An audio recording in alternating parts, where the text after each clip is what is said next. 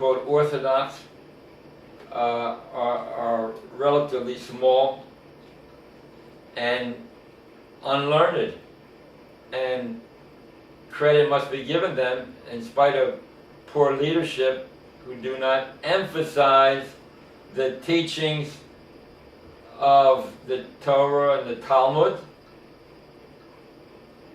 and have basically a social type organization which is interspersed with prayer services in the Hebrew, and most people don't know what they're praying, but it's all right. It's a level, and it is an acceptable level, especially if you do these prayers and act in a righteous manner. They will be taken up as a merit, and that's the purpose of our life. We are to be meritorious, earn merit in all our teachings, and these are commandments and mitzvahs, right? Commandments and mitzvahs, decrees, ordinances that we're to follow. So we see, a mitzvah, commandment that we do, that you do it, even if you don't know what it means or what you're saying, but it's a commandment. And these are taken from the Torah, from the Bible. And these teachings are God's written words. God's written words. So even if you don't understand why you're doing them, and credit should be given to those observant Orthodox individuals that want to be identified with Orthodoxy and Judaism, Masorah, meaning handed down from Sinai. That's the type of a level that is meritorious. And the mitzvahs also involve the true knowledge, sensory perception of an abstract idea being the commandment, sensory perception meaning involving the body in performance of the commandments, whether it's to learn Torah, your mouth speaking, your brain hearing, all of these. When you're drinking wine, you should feel exalted in doing the commandment. I should hallow my God with His words, right? Just like God hallowed the seventh day with words, so we in our Kaddish hallow the seventh day with words. Hallow the seventh day with words. So that gives us true knowledge. When we do the mitzvah, we are involving the body, which is the body is so important in the scheme of things, because the body will eventually return to the soul, S-O-U-L, at the times of the Mashiach. Mashiach means anointed one, when the whole entire world will realize that there is one God, and that being the God of Abraham, Isaac, and Jacob, right? That is the time of Messiah. Messiah does not mean somebody coming along to change the rules and give a new instructions. No. Messiah means anointed one. When He will appear, all the world will realize that there is one God, and that God being the God of the Jewish people, Abraham, Isaac, and Jacob. And Sophania teaches that in the book, where the peoples of the world will come to the Jew and ask to be taught the teachings of the Torah. So we're back here in 1819. God recognized that there was going to be a surrogate, that there would be someone available around the world, like we see Chabad. Even though I'm not Chabad, they're very persistent and timely in their teachings. Unfortunately, it's not like the misnagdim, or the people that study. Chabad has a lot of catchy phrases, a lot of catchy lectures, but the important point that they miss is that they have got to involve the student in his knowledge and his work, the student's work in learning the Torah. And I want to tell you that this can be done by anybody that is in the audience, that's in the listening audience. All you have to do is get a book that has the English translation. It has the English translation of the Talmud. Here it is on this page over here. Everything that I'm going to teach you is going to be explained very succinctly. And this book only costs $10. You can get it at the bookstore. This is the first one, right? The first one, Brachos. It's called Brachos. The first Talmud, Talmud, right? And I'm going to learn Talmud over the TV, over the airwaves, so that people and Jews that we're speaking to primarily, because it is incumbent upon them to learn. You can do what I'm doing in English, because in English part it gives exactly the same thing. But just to concise and condense it a little bit, I'm going to be speaking in Aramaic. Me'amosai, from when to when, Kohen, do we read Es Shema, the Shema Yisrael prayer of the evening? From when to when? What are the parameters? What is the onset? What is the end parameter of reading the Shema Yisrael prayer of the evening? Right? Of the evening. And that's the question. I mean, you could read the Shema Yisrael prayer all day long. But in order to get a mark, a merit for having said it, there are certain times when one is obligated to fulfill at that particular time. Again, Me'amosai, from when to when, what are the parameters? Kohen, do we read as Shema Yisrael, the Shema Yisrael B'Arvin, in the evening, right? And the answer is, Misha'a she'kohanim nechnosim le'echol b'truma, from the time that the Kohanim enter to eat the truma. Well, how come? I mean, I want to know what the time parameters are, not about the answer of from the time that the Kohanim enter to eat their truma. And we learn out that the Kohanim who were Tameh had the opportunity to rid themselves of this spiritual uncleanliness when in the evening, when the 3 stars came out and they came to the mikveh, and then they could enter and do their work in the temple. And that is when the 3 stars came out. Now, how come the Talmud didn't write when the 3 stars come out? Simply say that the beginning time to say the Shema Yisrael for prayer is when the 3 stars come out. How come it didn't write it like that? And the Gemara answered, this is a question and answer. The Talmud answers and says that those teaching are brought down to teach us things by the way. Meaning that now I know I can ask, what does truma mean? And truma is something that we have to understand, because that's how the answer was given. It was given from the time that the Kohanim entered to eat their truma. And what is truma? Truma is a percentage that the farmer gives to the Kohen. He has to give truma. Say, for instance, a farmer has 100 bushels or 100 baskets of apples. He has to give 2% to the Kohen. So he takes two baskets and he gives it to the Kohen. Then he has to give Meiser Rishon, which means that of the remainder 98 baskets, he has to give 10% or 9.8 baskets to a Levi, because the Levi was involved in very important work in the temple, and they had different shifts, and he has to give 10% to the Levi. And the third offering is Meiser Sheni. The second 10% he takes to Jerusalem, to Jerusalem, 3 times a year on Pesach,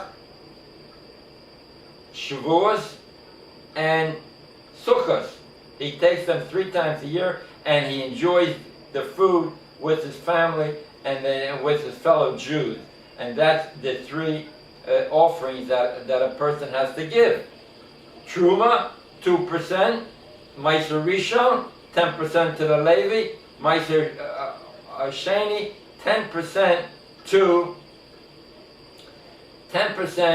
to bring to Jerusalem, where he eats it with his family. That's in the first year of the 6-year cycle, the second year in the 6-year cycle, and in the third year he brings it to a poor person. He doesn't go to Jerusalem, but he brings it to a poor person.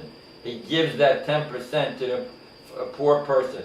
In the 4th year, continues to take the 10% to Jerusalem. In the 5th year, he continues to take the 10% to Jerusalem, where he eats it. And in the 6th year, he gets back to Meiser Oni, where he gives it to the poor person, the 3rd and the 6th year. And then in the 7th year, it's Shemitah. No offering, no food is grown. And then we start again with the 1st year. So that was tangential, in that we learned a little bit of Torah, right? A little bit of Talmud, and I hope that my Rebbe's, Rabbi London's Seichel Tzadik Levracha, would be proud of the effort I'm making in disseminating the Torah.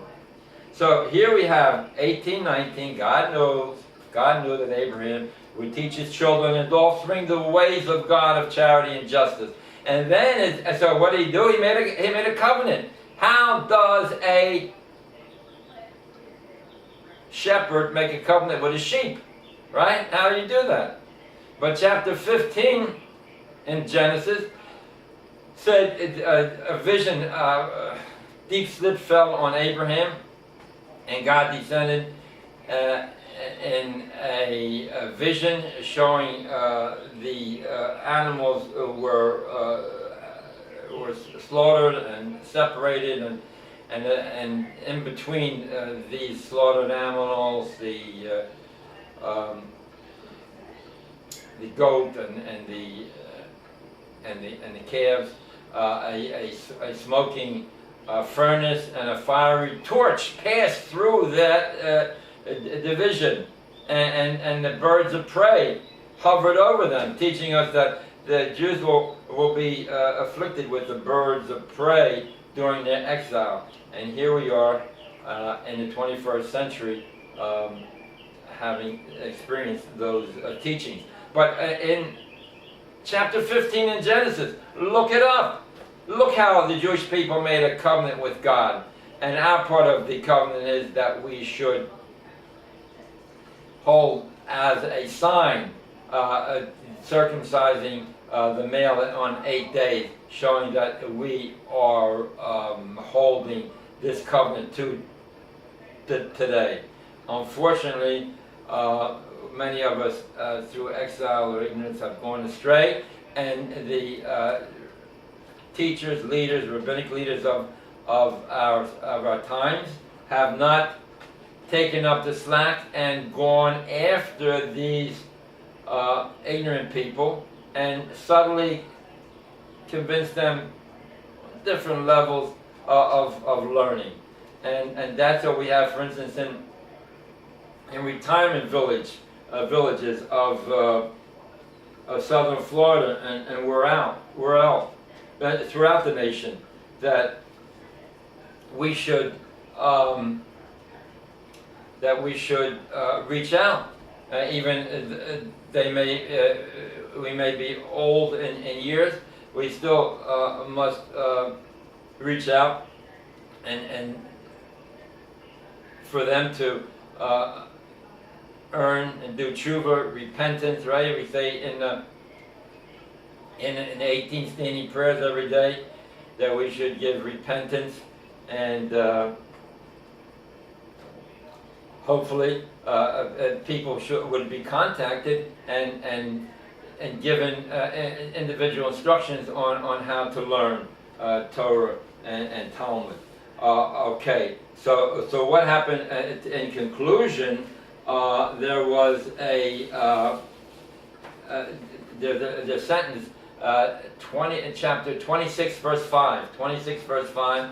It says over there that Abraham realized realized all the commandments and discussions and ordinances and directives that God had directed the Jewish people to do. Abraham, on his own, through rationalization, observation, and what have you, tradition, realized that there is a God, and realized the commandments and teachings that he performed, and even these teachings were passed down. Even these teachings were passed down, and when the Jews went into exile, whether it was Egypt or whatever, they learned these teachings, a word of mouth of Abraham that he concluded before the Torah was given. They studied these teachings. And even in chapter 32 in Exodus, Moses, it says over there, look at chapter 32 in Exodus, he says over there that I know, he tells God that you promised Abraham the land of Israel, and you would bring them into the land. You can't destroy the people. When Moses says, remember, it didn't mean that God forgot, but it means that God should take action and not destroy these people. But these teachings of Abraham were handed down and learned and passed all the way through the exiles of Egypt and in the desert, and incorporated into the Bible when Moses received the Bible, the dictated Bible, in Deuteronomy chapter 17, right? Deuteronomy chapter 17, verse 24, I believe. Chapter 17, verse 24, where the Torah was dictated. All 5 books of Moses were dictated to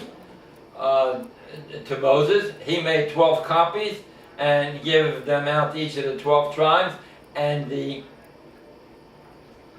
original he put into the Aron, which was in the Holy of Holies in the temple, which is now hidden who knows where, and will be brought out when the Messiah comes. Right? That original dictated copy in Moses' handwriting was attached in the same Aron, the same ark, as the 10 Commandments, the physical 10 Commandments, the second luchos, the second tablets, 5 on 2 tablets, 5, and then on the bottom was a place for the manuscript of the original dictated Torah. That's in Deuteronomy chapter 17, verse 24. The Talmud goes into the placement of the dictation of the original Bible. The other thing is, okay, I wanted to bring out, I'm in contact with, Jews are always involved in empathy, because we feel for one another, and we went through so much, and we empathize with people. And I just want to mention something, and this is open to anybody. Some of the big guys on the street want to push their agenda, and this is some experience I had with the Chase Bank in Boca Raton, Florida, on Glades and Lyons Road. About 5 or 6 years ago, I deposited about $3,000 in an account over at Chase. And from time to time I withdrew it, and I happened to go in this year. This is being dictated on April the 9th, and I learned that $12.50 has been monthly has been taken out of my checking account. of my account, not a checking account, just an account there.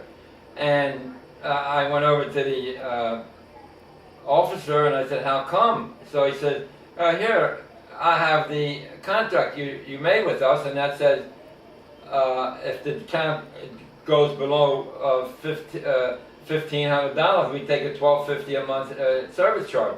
But I said, I didn't remember that. He said, well, look, it's in black and white here. It's in big letters. I said, yeah, but I can't remember that 5 years ago when I put that had a job. You should know. You have notified me. Well, he said, we send out statements every month. Never got a statement. I said, Mister, I have his name down, who I spoke with, and never got a statement. And he said, I'm sorry, bye. But listen, there must be a lot of people in this group of elderly that don't realize that their account is being taken over on a monthly basis. And the gentleman said, well, we're going to put you into a new account, which won't draw the $1,250 interest, but we can't give you more than 4 months back $1,250 monthly fee. I said, oh yeah, that's very nice of you. But the point is, it wasn't very nice, because I went to contact Congresswoman Frankel, who represents this district. Her telephone number is 561-998-9004. And I spoke to the representative, and they would get back to me. And I hope I will be able to report some good findings and maybe changing of their procedure when it comes to taking money out that one is not aware of. So you can tune us in. Otherwise, hopefully get some results in the next issue. But if you have any other issue where the big guy is taking advantage of a little guy, please call this number, 280-0662, area code 516. Right, area code 516, and we'll try to help you if we can. Okay, so where were we now? We're basically talking about Torah. Now there's another interesting sentence over there in Deuteronomy chapter 8 verse 2. It says over there, throughout your journey and life's journey, I have tested you and afflicted you to see what is in your heart, or in other words, for mind, to see what is in your mind, whether you kept the commandments or not. Again, I tested you throughout your journey. I tested you and afflicted you to see what is in your heart, see what is in your mind, to see if you kept the mitzvahs or not. So that tells us that we have on our journey, when we're born, time to be born, time to plant, time to uproot, all these times that we have interaction with our peers, friends, teachers, relatives, we act virtuously according to the teachings of the Torah, and that's what mitzvahs give us. The mitzvahs give us God's written word, to sense true knowledge, which means involving the body, and 3, character traits of being polite, mannerly, using all the rules of etiquette, and being a good listener, and helping, and all character descriptions are taught in the Torah. But the second word is, I tested you and afflicted you.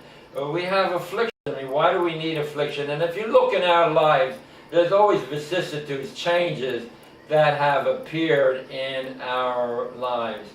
And we want to understand why we have these afflictions of death and chronic illnesses and opportunities to go astray, and what are we to learn out from them? And they are teachings. They are teachings that, a person is an orphan at a young age, a person dies at a young age. we are to look at these afflictions and still stay focused on our job, because in the next world we will see how we handle these afflictions, and how we still stayed onto the course, right? Because there's a lot of time that we're going to have in the next world in Olam Haba, and we have to spend that time praising God for one thing, because just like good food is important in this world, praising God is what's important in the next world. So also our chronicles of how we were afflicted and how we came through in stellar colors to withstand all these temptations will be in living color and shown to all the people. Yeah, they will be shown to all the people. Now, just in general, you know, they've been uncovering dinosaurs and all kinds of types of dinosaurs that they have such fancy names to, and in a complete state. And the evolutionists and will say, well, you see, there's the Earth is millions and millions of years of age, and these dinosaurs, we can determine that they are of X billions and millions of age. When actually what happened was that in the time of the flood, there was volcanic activity throughout the oceans, and this volcanic ash and rock was strewed over the entire planet Earth. And that's why you can find intact all these dinosaur-like creatures